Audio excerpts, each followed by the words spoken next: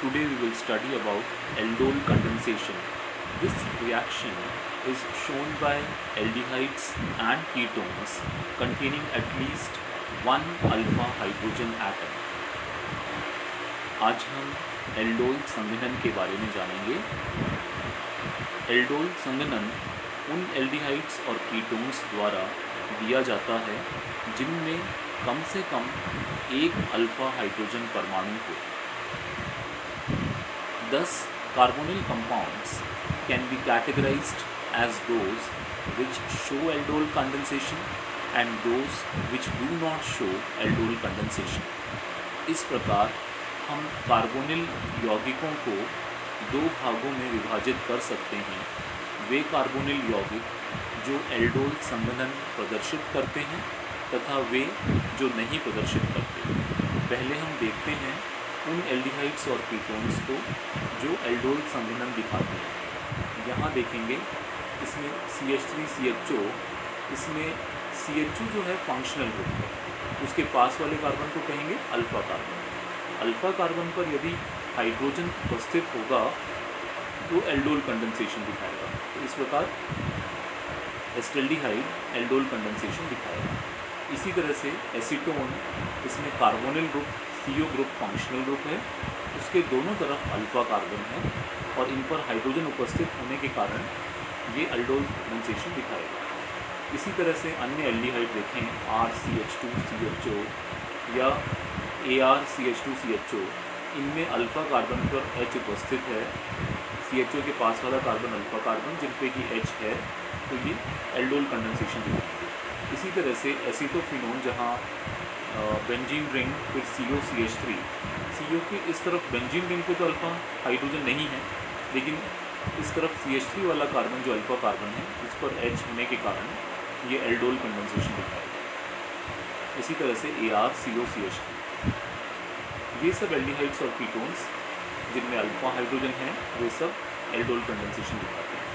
इसी तरह से एल्डिहाइड्स एंड कीटोन्स जो एल्डोल संघनन नहीं दिखाते, उसमें फॉर्मल्डिहाइड में CHO फंक्शनल ग्रुप है, इसमें कोई अल्फा कार्बन ही नहीं है, तो अल्फा हाइड्रोजन होने का सवाल ही नहीं उठता, इसलिए एल्डोल कंडेंसेशन नहीं दिखता।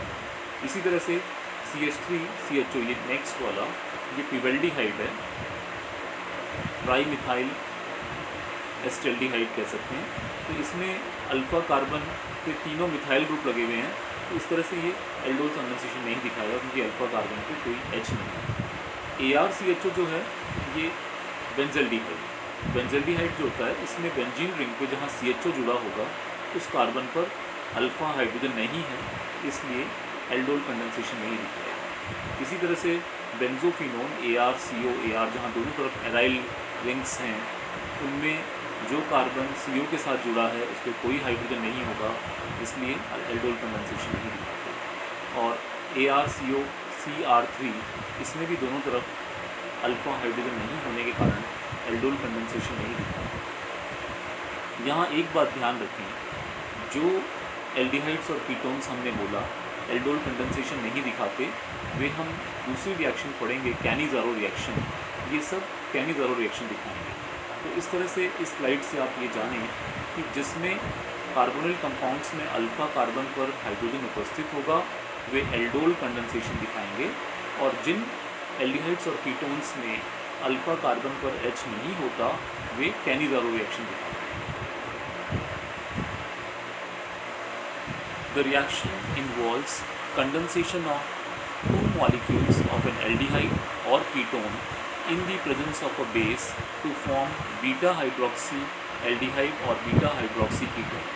इस अभिक्रिया में दो अणुओं का संघनन होगा, एल्डिहाइड या कीटोन, और क्षार की उपस्थिति में, और अभिक्रिया से हमें बीटा हाइड्रोक्सी एल्डिहाइड या बीटा हाइड्रोक्सी कीटोन प्राप्त होगा।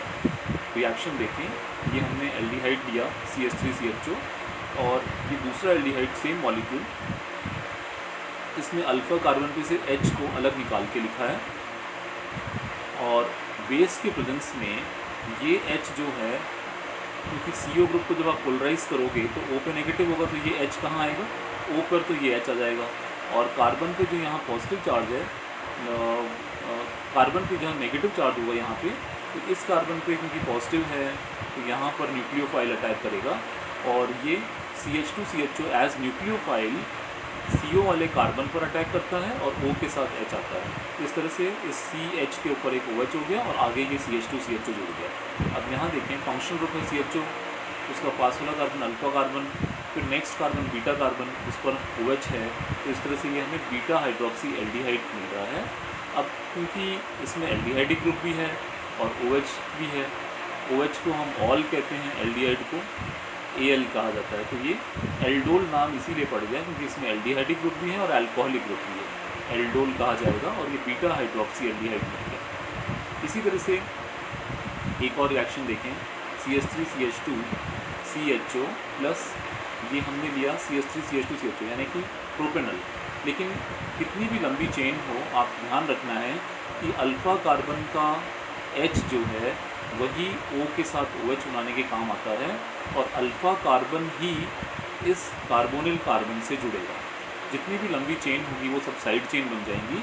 केवल अल्फ़ा कार्बन, इसलिए अल्फ़ा कार्बन पर H होना ज़रूरी है क्योंकि बेस के प्रेजेंस में वो अल्फ़ा H ही H+ के रूप में निकल पाएगा, क्योंकि पास में कार्बोनिल ग्रुप होता है तो एक्टिवली उस H को हम H+ के रूप में निकाल सकते हैं और वो H+ यहाँ OH बनाने के काम आएगा और ये जो नेगेटिवली चार्ज कार्बन यहाँ बचता है वो कार्बोनिल कार्बन पर एज न्यूक्लियोफाइल जुड़ेगा।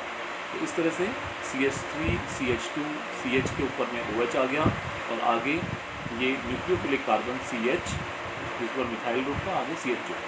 तो इस तरह से ये बीटा हाइड्रोक्सी एल्डिहाइड यहाँ भी हमें मिल रहा है और ये है 3 हाइड्रोक्सी 2 मिथाइल पेंटेन।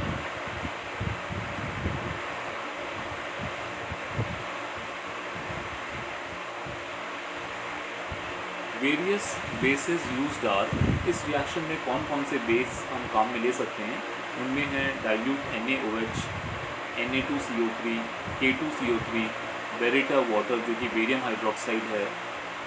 मैकेनिज्म, अब इस रिएक्शन का मैकेनिज्म देखते हैं।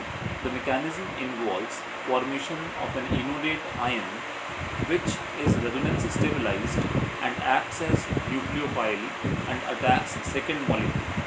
इस अभिक्रिया में हम देखेंगे कि एक इनोलेट आयन बनता है और जिसमें अनुनाद के कारण स्थायित्व है और वो नाभिक स्नेही की तरह दूसरे मॉलिक्यूल पर आक्रमण कर सकता है।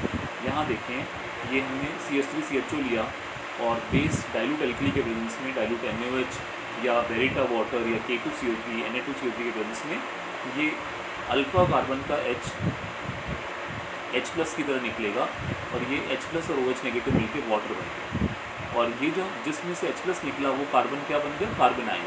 CH2 पे नेगेटिव चार्ज आ गया और CHO, इसको हम इनोलेट आयन कह रहे हैं जो ये न्यूक्लियोफाइल का काम कर रहा है क्योंकि कार्बन पर नेगेटिव चार्ज है। अब इस इनोलेट आयन में किस तरह से रेजोनेंस स्टेबलाइजेशन है वो दिखाया है। ये नेगेटिव चार्ज जो है उससे तो कार्बन कार्बन के बीच में बॉन्ड बन गया और C डबल बॉन्ड O का pi electrons, oxygen being more electronegative, इसलिए इलेक्ट्रॉन्स O पर शिफ्ट होंगे और O पे नेगेटिव चार्ज हो जाएगा।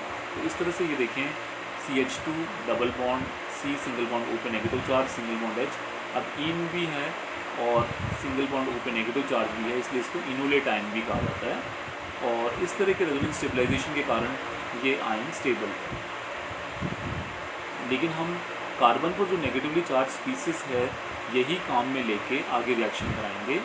अब सेकंड स्टेप देखें, यहाँ हमने एल्डिहाइड लिया CH3CHO, इसके CO ग्रुप को पोलराइज कर लीजिए। जो पाई इलेक्ट्रॉन्स हैं वो O पे नेगेटिव चार्ज बनाएंगे और कार्बन पर positive charge, because oxygen is more electronegative, the pi electron shift towards the more electronegative oxygen atom, so it acquires negative charge and carbon acquires positive charge. Carbon becomes the site of low electron density. अब यहाँ पर जो nucleophile हमने develop किया है CH2CHO जिसमें negative charge है, ये न्यूक्लियोफाइल पॉजिटिवली चार्ज कार्बन या इलेक्ट्रॉन डेफिशिएंट कार्बन पर अटैक करेगा। तो इस तरह से देखें, CH3CH सिंगल बॉन्ड O पे नेगेटिव हो गया और इस कार्बन पर आगे क्या जुड़ गया, न्यूक्लियोफाइल CH2CHO। अब देखें, यही हमने स्पीसीज वापस लिखी है, CH3CH single bond O negative, CH2CHO और वाटर के प्रेजेंस में H+ आयन वापस यहाँ पर O के ऊपर O नेगेटिव पे जुड़ जाएगा। इस तरह से यहाँ हमें वो इस कार्बन पर OH मिल रहा है, CH3CHOH CH2CHO। In this way the product obtained is aldol. ये जो प्रोडक्ट हमें मिला है ये एल्डोल है या बीटा हाइड्रोक्सी एल्डिहाइड है।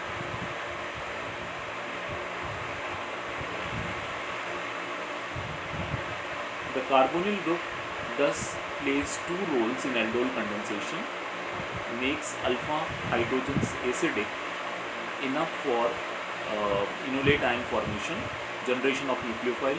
इस तरह से जो कार्बोनिल ग्रुप है हमने देखा कि एक मॉलिक्यूल में हमने पहले इनोलेट आयन डेवलप किया या न्यूक्लियोफाइल डेवलप किया। क्यों अल्फा कार्बन पे से H+ आयन एलिमिनेट हो पाता है? क्योंकि पास वाले कार्बन पे CO ग्रुप होने के कारण वो इलेक्ट्रॉन्स को अपनी ओर पुल करने की टेंडेंसी रखेगा और H जो है H+ आयन की तरह इजीली निकल पाएगा। तो CO ग्रुप का होना उस अल्फ़ा कार्बन में काफ़ी एसिडिक नेचर डेवलप करता है जिससे कि न्यूक्लियोफाइल डेवलप हो पाता है। इस तरह से कार्बोनिल ग्रुप न्यूक्लियोफाइल डेवलप करने में भी हेल्प करता है। दूसरा, provides nucleophilic site for addition of nucleophile और इलेक्ट्रोफिलिक साइट प्रोवाइड करेगा। इसमें इलेक्ट्रोफिलिक साइट मतलब कार्बोनिल ग्रुप को जब हम पोलराइज करते हैं तो O पे नेगेटिव और कार्बन पे पॉजिटिव चार्ज आता है, तो एक कार्बन जो इलेक्ट्रोफिलिक साइट बन गई है उस पर न्यूक्लियोफिलिक कार्बन अटैक करता है। Then next is dehydration. The aldol products readily undergo dehydration in the presence of acid dilute HCl, NaHSO4 or simply upon warming or even in the presence of a base itself to form more stable alpha beta unsaturated carbonyl compounds। यदि हम बने हुए aldol को acid के presence में या हम केवल गर्म करें तो इसमें अल्फ़ा और बीटा पोजीशन में डबल बॉन्ड आ जाएगा और alpha beta unsaturated carbonyl compound बनेगा। यहाँ दिखाया है हमने, इसमें देखें ये एल्डिहाइड लिया, इस एल्डिहाइड में अल्फ़ा कार्बन पे से यहाँ से H निकलेगा और बीटा कार्बन पे से OH, और इन दोनों के बीच में कार्बन कार्बन के बीच में डबल बॉन्ड डेवलप होगा।